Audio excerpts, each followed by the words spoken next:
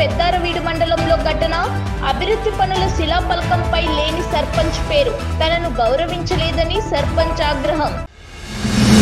వైసీపీకి షాక్ ఇచ్చిన ఎంపీ మాగుంట శ్రీనివాసులరెడ్డి రాజీనామా చేస్తున్నట్టు ప్రకటించిన మాగుంట ఆత్మాభిమానాన్ని చంపుకోలేనని వ్యాఖ్య. మార్చి తొలి వారంలో టీడీపీలో చేరే అవకాశం. కవిత పిటిషన్ పై నేడు సుప్రీంకోర్టులో విచారణ.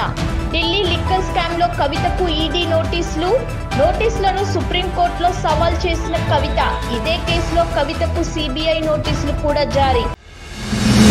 జయప్రద పరారీలో ఉన్నట్టు ప్రకటించిన స్పెషల్ కోర్టు. ఎన్నికల కోడ్ ఉల్లంఘించినట్టు జయప్రదపై 2 కేసులు. ఇప్పటి వరకు 7 సార్లు నాన్ బెయిలబుల్ వారెంట్. కోర్టుకు హాజరు కాని జయప్రద. మార్చి 6లోగా జయప్రదను కోర్టులో ప్రవేశపెట్టాలంటూ ఎస్పీకి కోర్టు ఆదేశాలు. నాగబాబు వ్యాఖ్యలు వివాదాస్పదం. వరుణ్ తేజ్ వివరణ. Operation Valentine pre release event లో నాగబాబు వ్యాఖ్యలు. 5.3 అడుగుల ఎత్తున్న వ్యక్తికి పోలీస్, ఆర్మీ పాత్రలు సరిపోవని వ్యాఖ్య.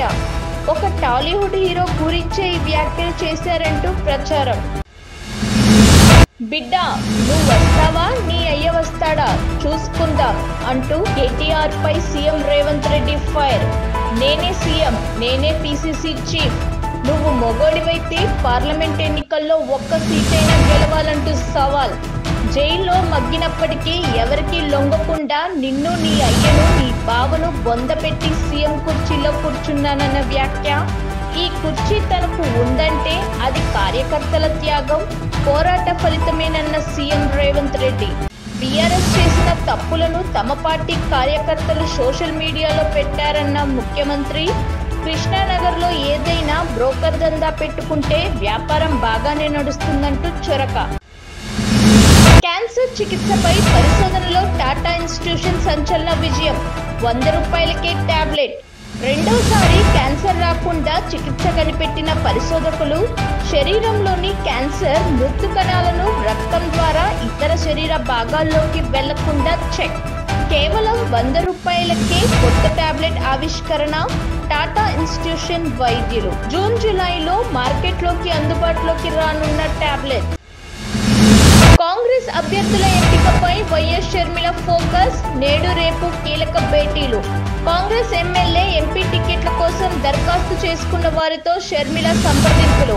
అభ్యర్థులపై అవగాహనకు వచ్చాక అధిష్టానికి జాబితాను పంపించనున్న ఏపీసీసీ చీఫ్. అధిష్టానం ఆమోదం తర్వాత అభ్యర్థులను ఖరారు చేసే అవకాశం. కుప్పంలో వదిలిన నీళ్లపై బటన్ నొక్కి అడ్డంగా బుక్ అయిన జగన్. సోషల్ మీడియా వేదికగా టీడీపీ ఓ వీడియోను షేర్ చేసింది. జగన్ కుప్పంలో ఉదయం నీళ్లు వదిలాడని, సాయంత్రానికి జగన్ వదిలిన నీళ్లు మాయమయ్యాయని, తెల్లారాక జగన్ నీళ్లు వదలడం కోసం పెట్టిన సెట్ ని కూడా తీసేశారని వీడియోను షేర్ చేశారు.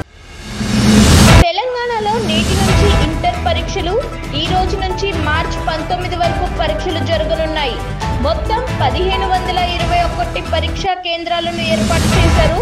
పరీక్షలు ఉదయం 9 గంటల నుంచి మధ్యాహ్నం 12 గంటల వరకు జరగనున్నాయి. 9,80,978 మంది విద్యార్థులు హాజరు కానున్నారు.